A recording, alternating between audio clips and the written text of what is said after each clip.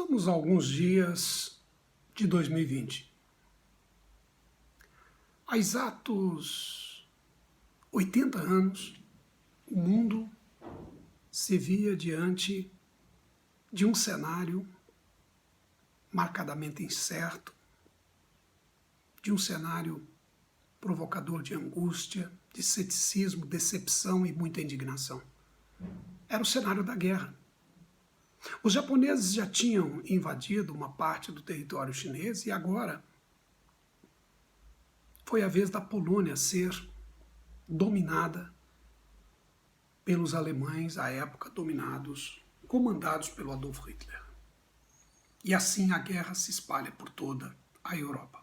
Um conflito que eliminou milhões de pessoas, que destruiu muita coisa e redesenhou o cenário internacional.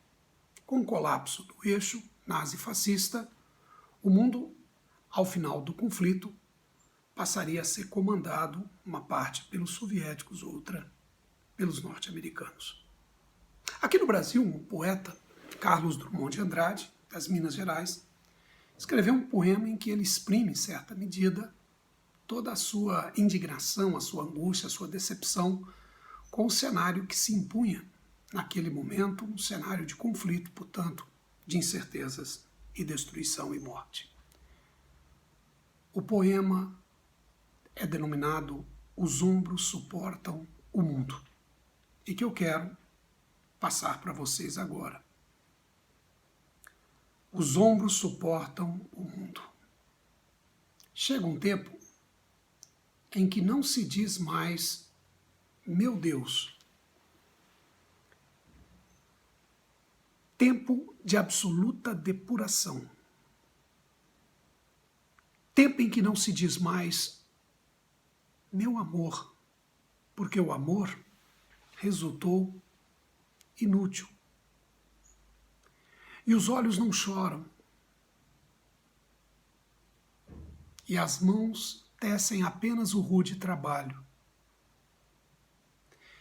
E o coração está seco. Em vão mulheres batem à porta.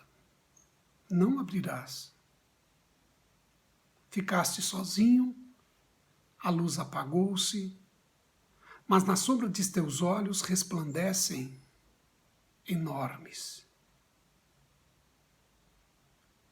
És todo certeza, já não sabes sofrer. E nada esperas de teus amigos.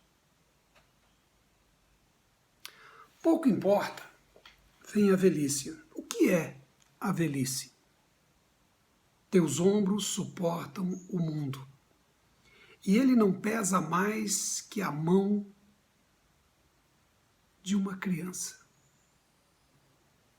As guerras, as fomes, as discussões dentro dos edifícios provam apenas que a vida prossegue.